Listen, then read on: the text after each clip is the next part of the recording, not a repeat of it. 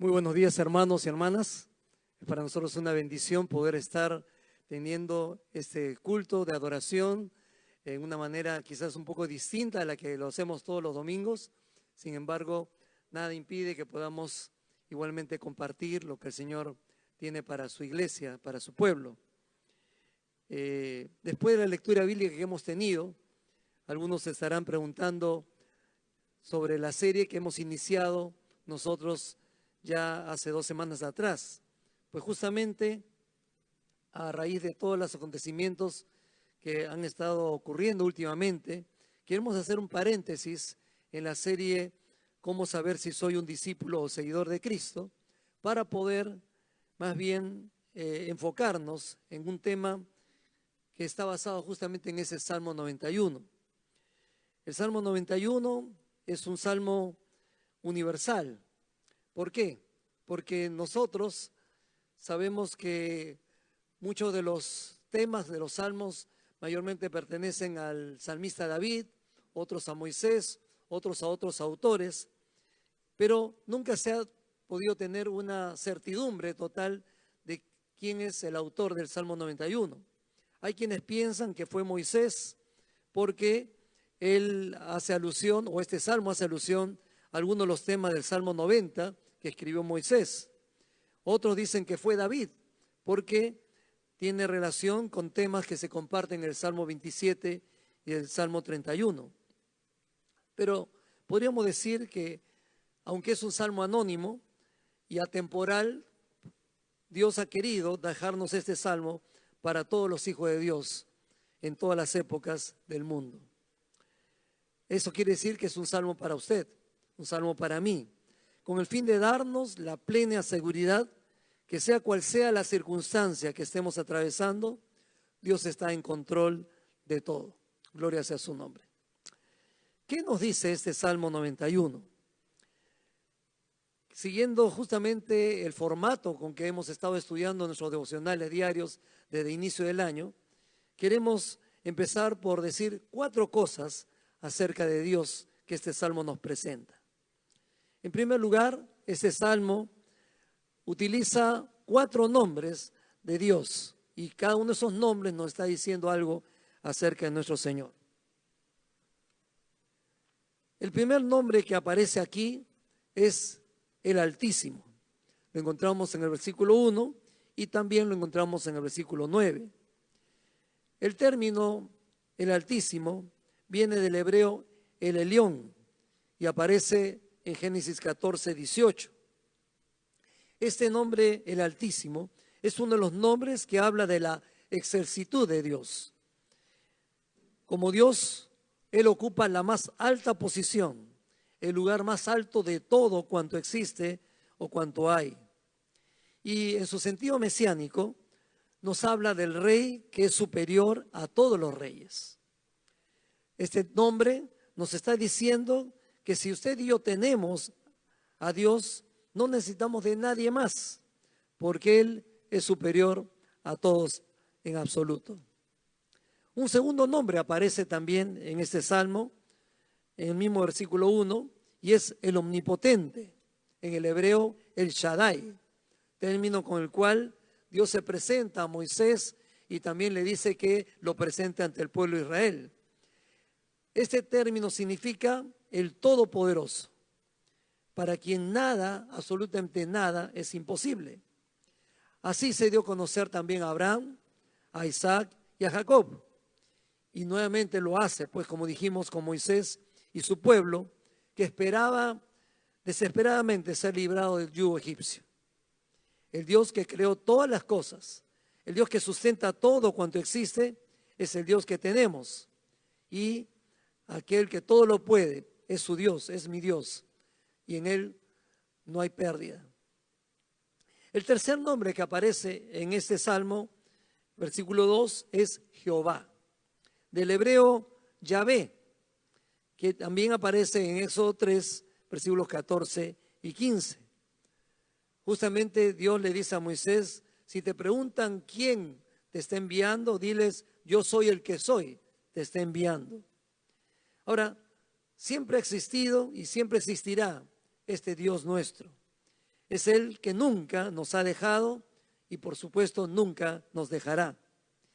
Es el Dios del pacto, el que se emparentó con nosotros para que nosotros seamos su pueblo, para que nosotros seamos sus hijos por siempre. Y qué tremenda garantía es para usted y para mí, hermano, hermana, tener a este Dios del pacto eterno con nosotros. El cuarto nombre que aparece en el Salmo 91, también en el versículo 2, dice mi Dios, del hebreo Elohim. Aparece por primera vez en Génesis capítulo 1, versículo 1 y también versículo 26.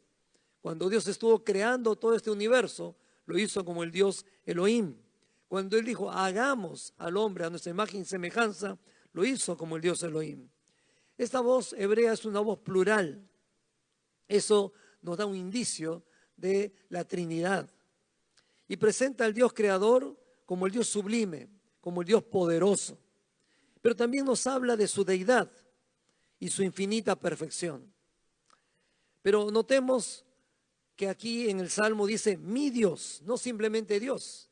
Y esto quiere decir que no es un Dios lejano, no es un Dios distante. Al contrario, es el Dios que se da a sí mismo por mí, por usted, y que nos permite llamarlo Señor nuestro, Señor mío.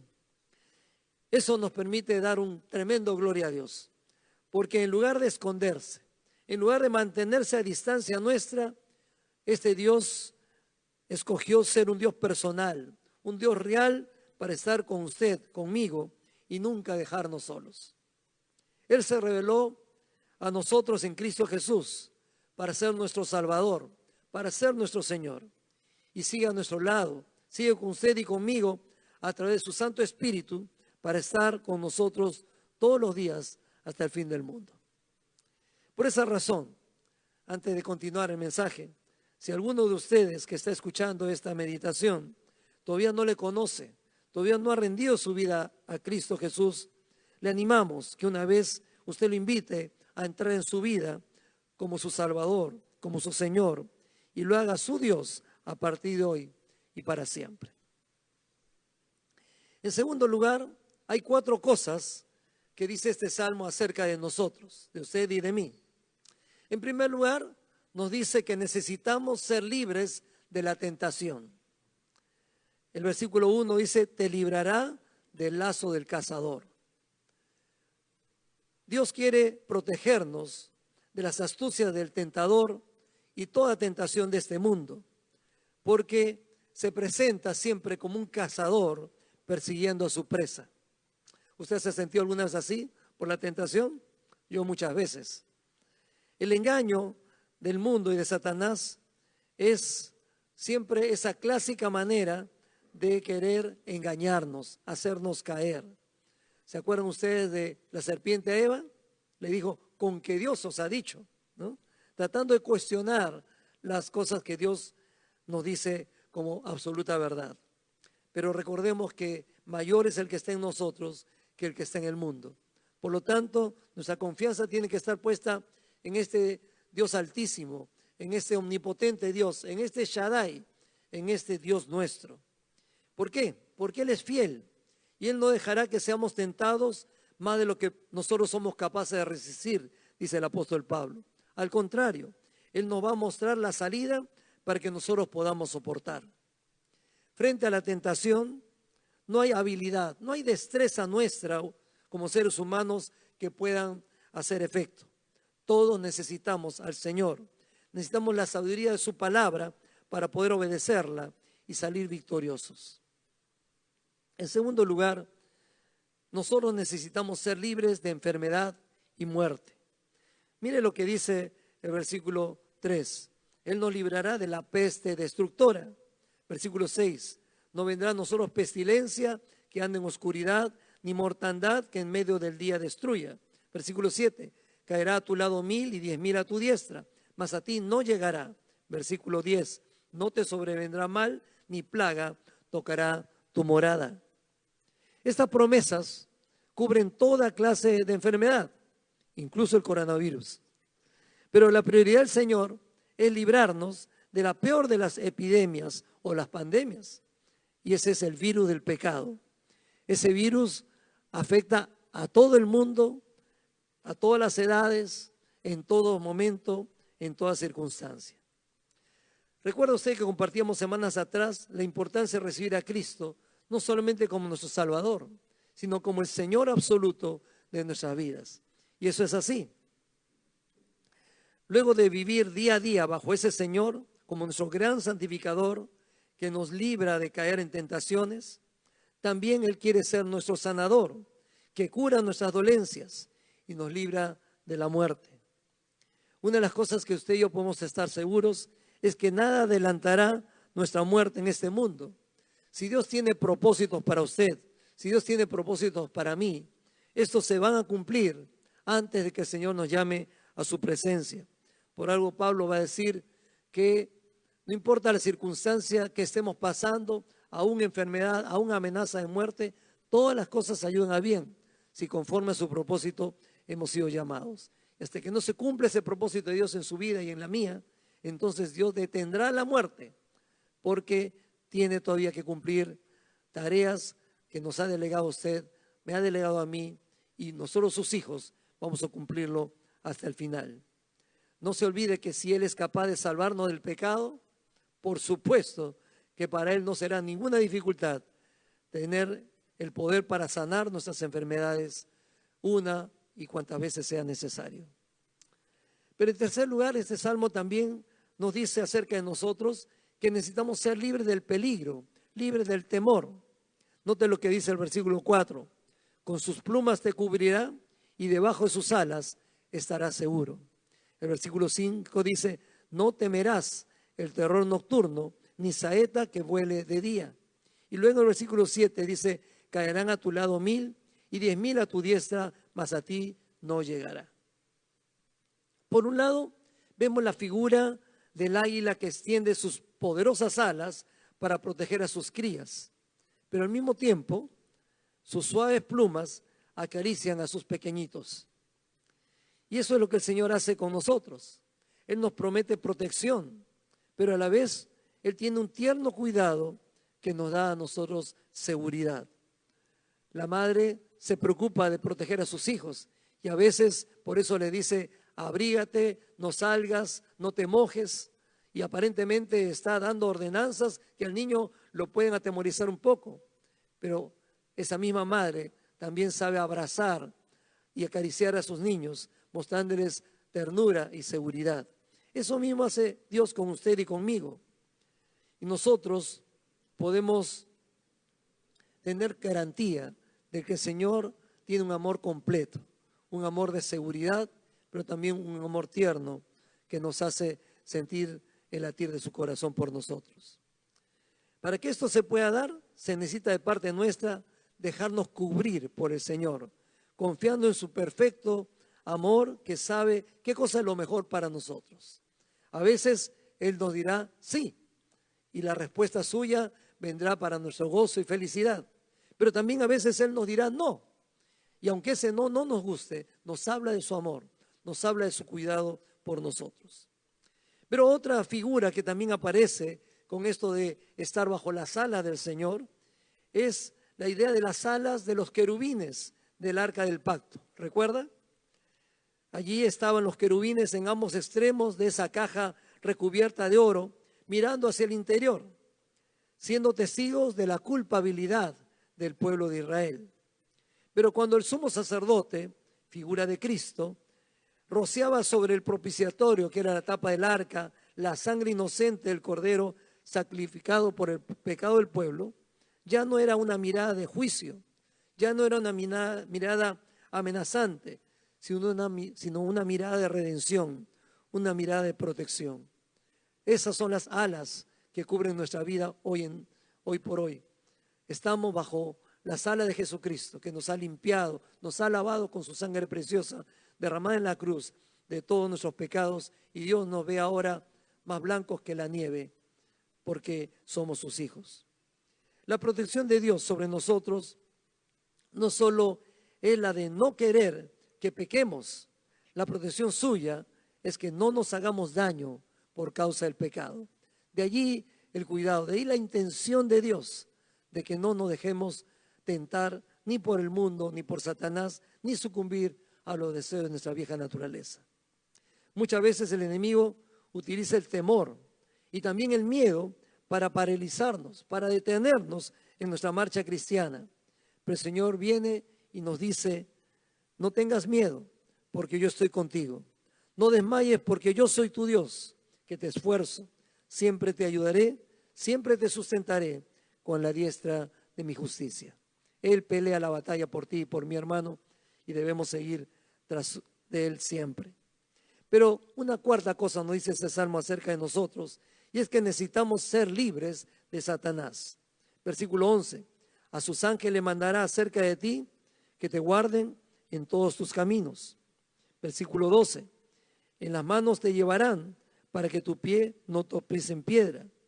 Y versículo 13: sobre el león y el áspid pisarás, hollarás al cachorro del león y al dragón. ¿Qué quieren decir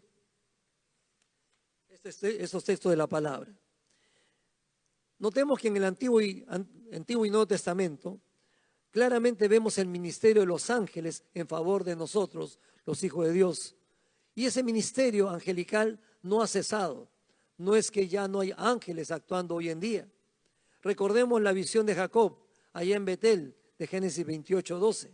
Dice que él veía que subían y bajaban los ángeles del cielo.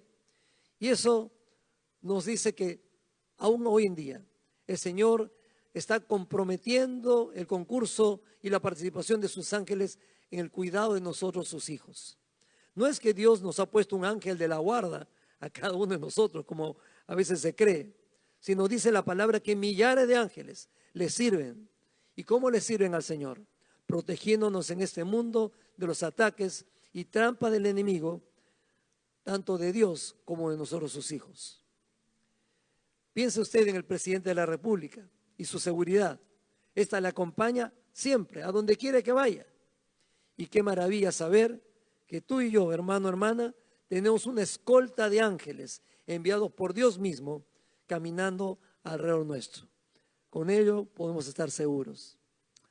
También se menciona en estos textos animales salvajes como el león, como el áspid, que representan el peligro mortal para cualquier humano. Pero para nosotros los hijos de Dios, el enemigo está representado aquí por estos animales salvajes, y ese enemigo ya está derrotado. ¿Por quién? Por nuestro Señor Jesucristo. Él ha puesto su victoria y su poder al servicio de nosotros, sus hijos, a fin de que el enemigo no pueda hacernos nada mientras estemos en comunión íntima con el Señor. Pero ojo aquí, nota el versículo último: hollarás al cachorro de león. ¿Qué no dice de esto de matar o pisotear al cachorro del león? No es ningún acto de crueldad, sino que esto nos está diciendo: no esperemos que la tentación crezca para recién pretender enfrentarnos. Hay que vencerla, hay que atacarla desde que se insinúa, desde que inicia en nosotros, desde que Satanás se presenta como un pequeño leoncillo, como un cachorrito. Ya nosotros no debemos pisar el palito ni caer en la trampa suya. Ahí tenemos que huir de toda tentación. Ahí tenemos que reprender al enemigo en el nombre de nuestro Señor Jesucristo. Recuerde, Él no nos teme a nosotros los cristianos, pero teme al Cristo de nosotros los cristianos. Como tercer y último punto, quiero hablar de 4 cosas que usted y yo debemos tomar en cuenta. Cosas que nosotros debemos estar vigilantes, que estén ocurriendo en nuestra vida, para que estas promesas de Dios, para que esto que Dios quiere hacer en usted y en mí, se cumplan siempre. En primer lugar, tenemos que tener a Cristo morando en nosotros en una íntima comunión con Él. El versículo 1 dice: el que habita al abrigo del Altísimo morará bajo la sombra del Omnipotente. Sin embargo, en algunas traducciones de la Biblia, justamente le dan el énfasis correcto. Y lo podemos leer de esta manera: el que habita al abrigo del Altísimo y el que mora bajo la sombra del Omnipotente. Son 2 condiciones que Dios está poniendo para hacer efectivo su cuidado, su protección total sobre nosotros, sus hijos. Y esta tiene que ver con que quedemos durante el día al lado del Señor y también nos alojemos durante la noche al lado suyo, cobijándonos en su seno. Estas dos expresiones nos dan a entender que necesitamos una continua permanencia en Jesús todo el día. En otras palabras, una vida consagrada es el secreto a una vida de santidad, una vida de poder, una vida de victoria. Y toda bendición espiritual o material que usted y yo recibamos vendrá en la medida que nosotros estemos al abrigo del Altísimo y bajo la sombra del Omnipotente. No olvide las palabras del Señor Jesucristo. Sin Él o separado de Él, nada podemos hacer. En segundo lugar, se nos dice que tenemos que tener a Cristo como nuestra máxima confianza. Dice el versículo: diré yo a Jehová, esperanza mía y castillo mío, mi Dios, en quien confiaré. Aquí el salmista nos está diciendo, no basta con pensarlo, no basta con saberlo, no basta con sentir que Dios está allí. Debo admitirlo, debo confesarlo, debo declararlo. Y eso significa que usted y yo, si hemos puesto a Cristo como el Señor de nuestras vidas, debemos decirlo, declararlo, confesarlo, sin temor, sin ninguna vergüenza, ni ningún reparo. Cuando usted y yo testificamos continuamente del Señor, eso para nosotros es una gran bendición, porque estamos recordando quién es Él para usted y para mí, pero también estamos diciéndole a otros cuántas grandes cosas ha hecho el Señor a nuestro favor. Él en nuestra vida quiere afectar no solamente momentos o espacios definidos, Él quiere estar presente en toda nuestra vida. El evangelizar, el testificar, no es una actividad, hermano, hermana, no es un ministerio exclusivo, sino que es parte de nuestra vida todo el tiempo.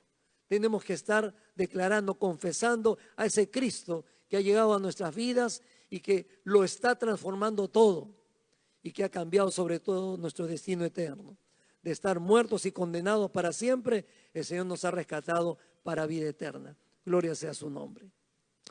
Un tercer requisito, una tercera condición para que esta protección del Omnipotente esté sobre usted y para mí, es tener a Cristo como nuestro único dueño. Dice el versículo 14, por cuanto en mí ha puesto su amor, yo también lo libraré. Le pondré en alto por cuanto ha conocido mi nombre. Mire lo que el Señor está diciéndonos aquí. Si nosotros le tenemos a Él por dueño, tenemos la garantía de su protección, tenemos la garantía de su cuidado.